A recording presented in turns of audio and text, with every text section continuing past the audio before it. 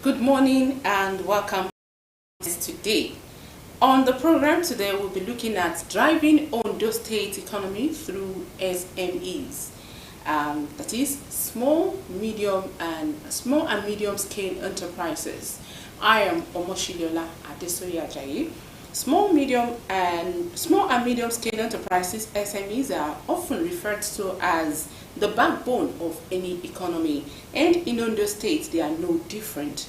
Despite facing numerous challenges, these enterprises are proven to be resilient and innovative, playing a crucial role in the job creation and economic development.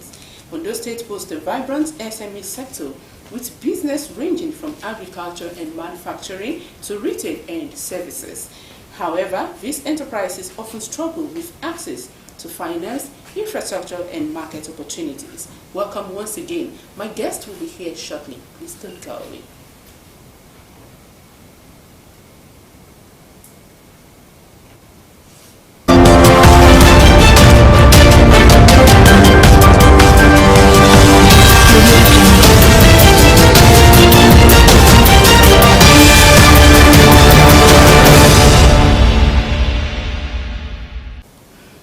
Glad to have you back. Joining me today is a distinguished analyst and an entrepreneur, Mr. Benedict Gbayisomore. You're welcome on business today. Good morning, presenter.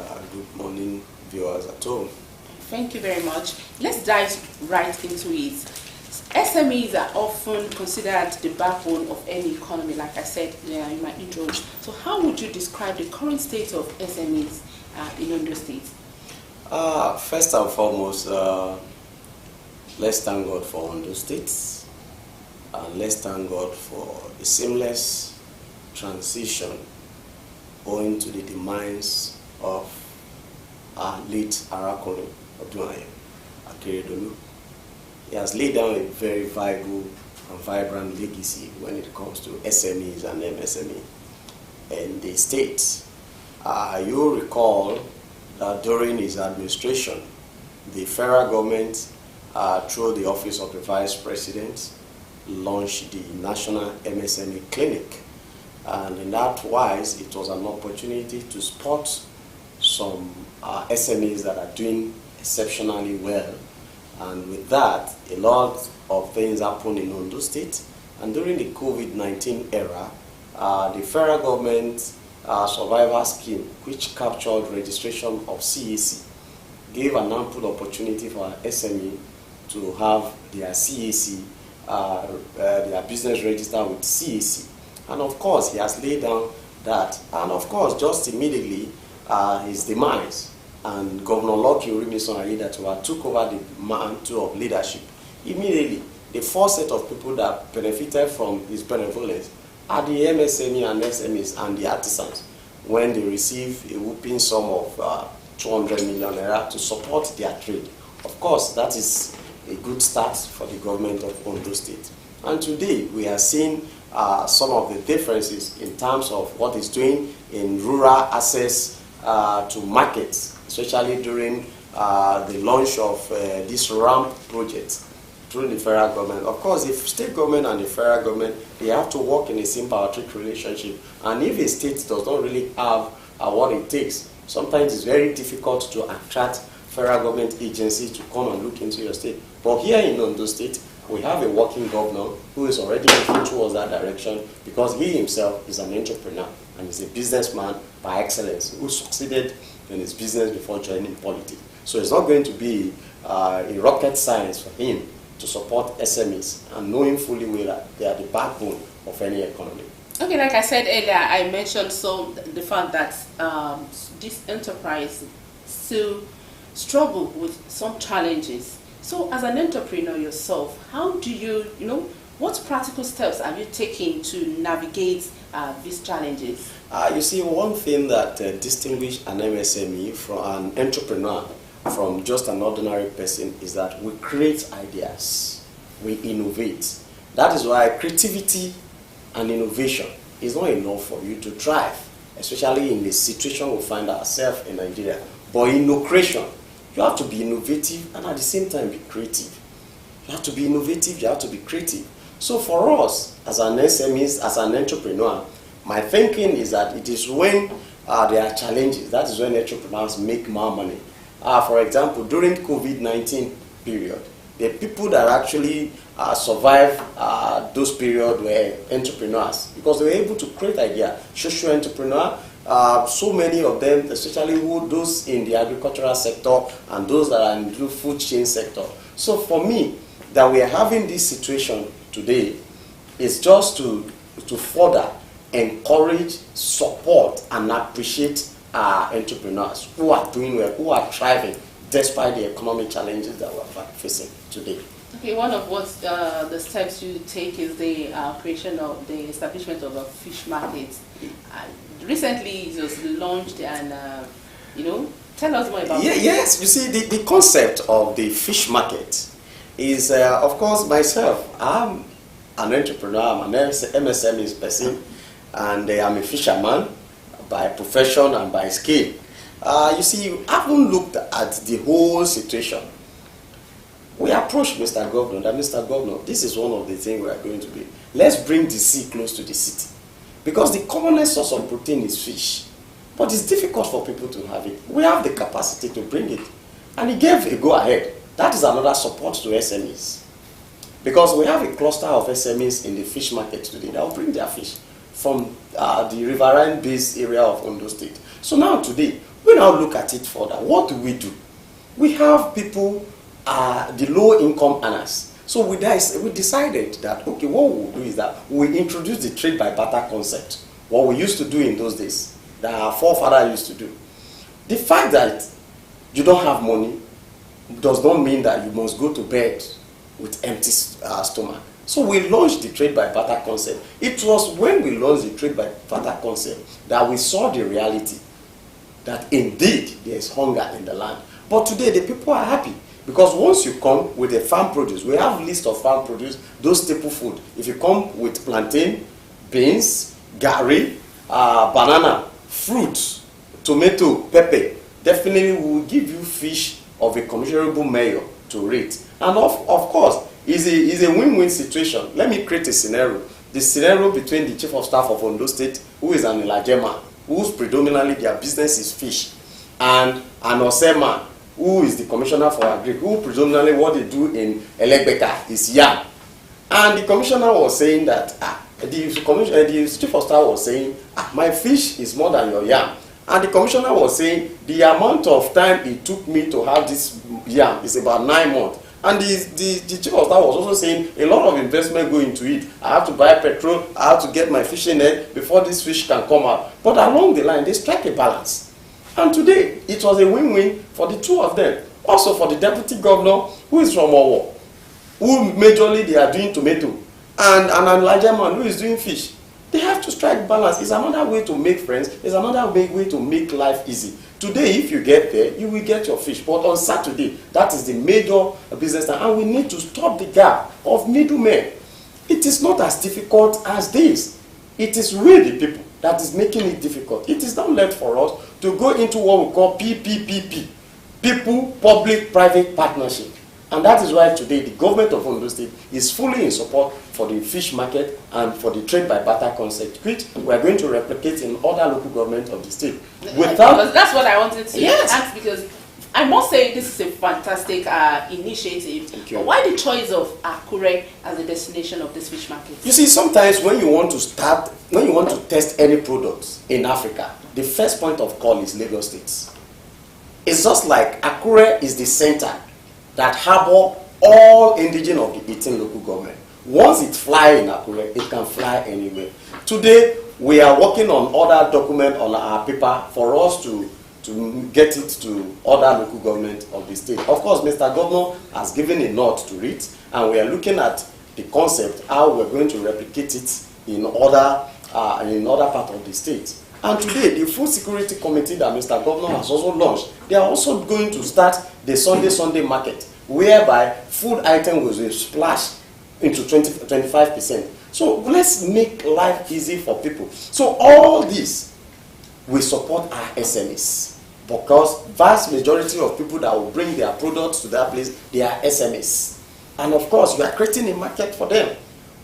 You see, one of the major challenges SMEs are having is not on how to produce, but how to get the market that they will sell to. These are the major challenges we are having. And in Ondo State today, with the current administration of Honorable Lord Mison Ayedatiwa, we will get it. It's just the government is just less than 6 months. I think it's about a few days to be 6 months in government, and he has been doing tremendously well. And one of the concepts is launching the Food Security Committee, supporting the creation of the fish market, because we need to mitigate the protein deficiency gap that we have. Because, for example, if you are a farmer, you have rice, you have yam, definitely you need something to spice it up. And the commonest thing that you can use to spice it up is fish, because it's the commonest source of protein. And this source of protein is directly from Ondo State, from the riverine area of Ondo State, where Mr. Governor comes from. So it also means that charity begins at home. Mr. Governor, if truly you want this thing to work, well, bring your fish to us so that we eat. And today the fish is here. So all credit goes to Mr. Governor. Okay, we have seen, we have seen rise in prices of commodities, foodstuffs, especially fish. It has gone beyond, common man power. Buying power. So now let's look at the Ondo State government, like you said, are trying to mitigate the effect through various approaches. But now, how do you intend to use the fish market to crash the price of fish in particular? Of course, today I can say emphatically that the price of fish in Akure is coming down, because as long as you can get to the fish market with 100 naira, you will get fish. Wow. With 100 naira, you will get fish. And this fish that we're talking about is not just one species of fish. We have thousands of species of fish in that place. If you cannot buy Heteropteris, you cannot buy Chinenos, you cannot buy red snapper, you cannot buy soulfish, you will see other smaller fish to buy. Though they are not fingerlings, but that is their species, that is their creature. So with that, already there is a shake-up in the fish market in Akure. There's a shake-up, especially the foreign fish that we used to know. We don't need to market. But there's already a crash because the fish market has come to stay. And if you get there, every day, as early as 6 a.m., the place is open. So it means that with time, people will start looking at it and know. Because the problem, it is not the product. The problem is the people. The product is always available, but the people are the problem behind the product. Because today, if you get to Ilaje, we have the longest coastline in Nigeria, for crying out loud. And we have this thing in abundance over there.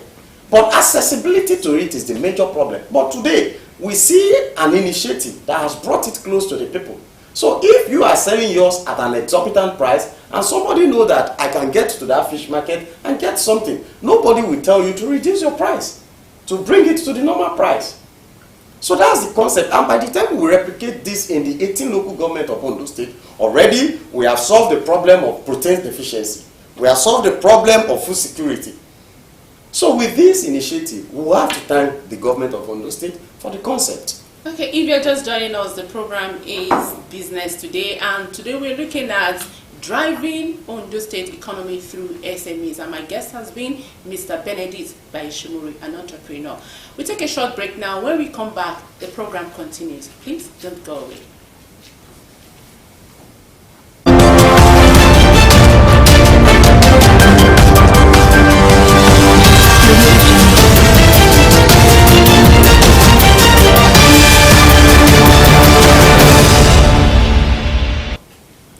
Glad to know you're still there. The program is still Business News, and we are looking at driving Ondo State economy with SMEs. I have with me an entrepreneur, Mr. Gbayisomore. Okay, let's now, you've mentioned the fact that the fish market has come to stay in Ondo State, as it's just like you said, it will be replicated in other local governments of the state. So, what is your plan for the future apart from replicating this in other local governments? Yes, in the first place, first and foremost, this is an opportunity to drive in investors to Ondo State. That is why today the fish market is not just a new market around the world. It is just new to the people of Ondo State. And not that it's just new. It has been there before, but there's no publicity. Of course, today, around the world, one of the best fish market we have in the world is Japan. It's called the Tsujiki market. And we have the Dreamland market in England, which is fish market. Majorly what you see there is fish. And it is there that you see a lot of investors coming. And so one of our plans is to make sure that in Ondo State, we have to create an opportunity around this value chain. More so now that the Ministry of Marine and Blue Economy is taking over fishery to be part of their work and whatever. And it means that there are a lot of opportunity are there, the value chain. Number one, in creating job opportunity. Two, in bringing investors to come and look at our fishery sector in Ondo State. Look at the determinant factor of productivity in fishing in Ondo State. Today, we have 3 major fishing terminals in Nigeria. Ondo State, we are having one in the Atibokoda. So by the time the federal government is coming in and they revive that industry, definitely is going to create a lot of jobs. And also for us to have something like a fish fair once in a year, just like we have Lagos International Trade Fair. So we can start something around that. And with that, once investors are coming in to Ondo State, it creates job opportunity for our people. And in turn, it increases our GDP and our revenue base in Ondo State. So these are the way we are looking at it. We are not looking at it from a private sector point of view alone. We are looking at it from helping the people of Ondo State and helping the government of Ondo State. Because most times, we are the people that will drive the government. We are the people that will support the government to do more. And we are the people that will support the government. It's not all the time that we want government to do something for us. We must start something and government will complement it. That's when it's a win-win for both the government and the people and the private sector. So for us, as individual and as a corporate organization, our plan is to use this concept to drive investors to Ondo State and create a job opportunity for our teenage youths in the state. There is no doubt that the fact that the world has become a global village. So how do you see the role of technology evolving for SMEs in the next few years, particularly in ventures like your fish markets? I think one of the, for now, I don't think there is any SMEs or MSME that won't be thinking of technology. For example, the fish markets, any moment from now, we will bring in all our technicalities to drive it with technology. It's going to be a software-driven system. Because, for example, I can't monitor Akuko fish market from Akure. I cannot monitor Okitipupa fish market. Neither will I be able to manage Idonri or Ose from a spot. It has to be a technology and a cloud-based system that we'll put in place. And also the marketing part of it. We need to go on digital marketing because a lot of customers that we have had now is because of the publicity. A lot of orders are coming in from neighboring state, Ibadan, Ekiti. In fact, we have people in Ekiti that are already begging us to come and that they are ready to invest, that they want to partner. We also have in Oyo State that already, it shows that Ondo State, we are putting Ondo State in a map that at the end of the day, everybody is going to win. That is the power of technology. That is the tool that we're going to use to drive most of this concept. Okay, so, what you just said reminded me of the power of networking. Yes. So how important is networking in SMS growth? It's very, very important. That is why as an SME or MSME, there's a need for you to update yourself and attend events, attend programs. And that is where you exchange ideas. Today, I was able to have wide level of exposure and experience by virtue of my exposure, exchange training, both outside and outside the country and outside Ondo State. And today, it's paying off. And that is where you will see new things. And you exchange ideas, you replicate it. Like the concept of this fish market, I saw it in Paris, France.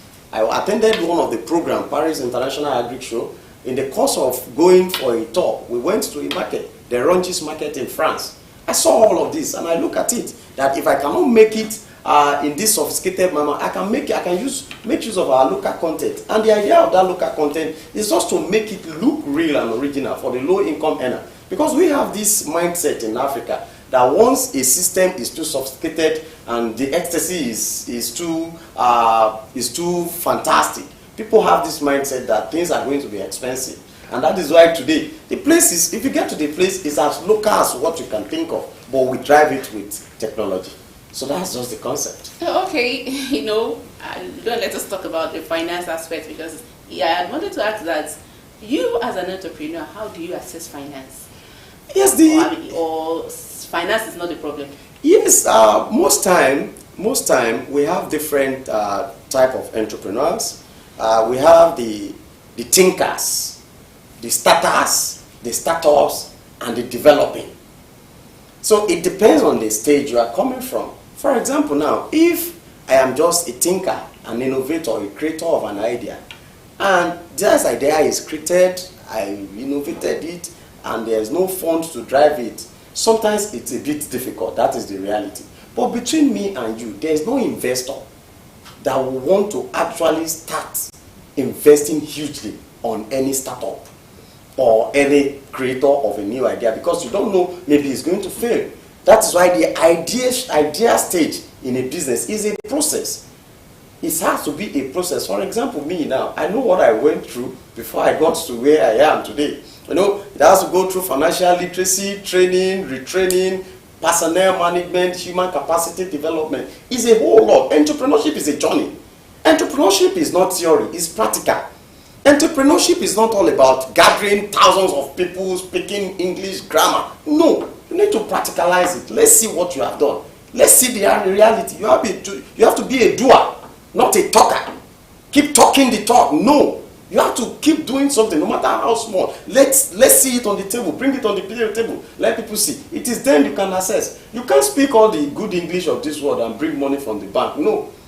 No serious investor or financial institution will want to talk to you. Let me tell you, in the last 5 days that the fish market has opened, a lot of financial institutions has approached us, baiting us with a lot of offer. But if we don't have the discipline, we'll have jumped into it. No. It's a strategy. You have to look at it very well. What is the interest rate? What is the moratorium? What is it in for me? How will I break even? How will I do this? Because setting up a business venture in Nigeria is not a tea party.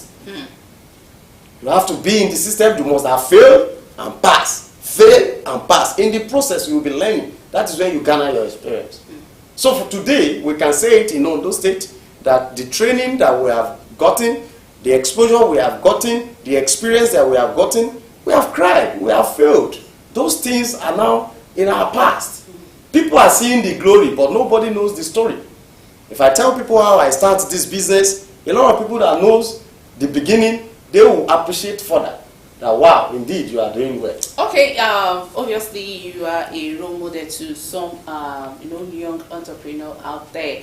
So what would be your advice now? Finally, before I let go of you, what would be your advice for young entrepreneurs? Yes, for young entrepreneurs and SMEs that are coming into the industry, they must know that it is not easy. And they must learn patience, perseverance. They must be ready to take shit. A lot will happen. And we also want to encourage our customers and our clients. Most time, encourage these people with prompt payment and prompt delivery. Accept some flaws from their packaging and some of their products. Make good correction. Make a constructive criticism. Not like you see an SME that the total trade is about 300, 400,000 naira, and you are owing that person, you ask that person to send you goods, maybe through logistic company or whatever, with maybe you are still owing the person like 100, 200,000, and you're not paying, and the person use phone chasing you. All those things are not encouraging SMEs. We have seen it a lot, and that is why some of our system and some of our policy are very rigid. So for us, we will encourage, it's a win-win for us. Let's encourage ourselves, let's encourage everybody. There's no job, but we can create one. Thank you. All right, thank you very much, Mr. Gbayisomore, for sharing your insights and experiences with us. It's been a pleasure having you on the program. Thank you so much. All right, and thank you, viewers out there, for tuning in. Remember, supporting SMEs is crucial for the growth and development of our economy. Let's all play our own part in driving Ondo State forward. And that will be the end of the program today. Do join us next week, same time, same station. My name is Omoshidola Adesoye Ajayi. Do enjoy the rest of your day. Bye for now.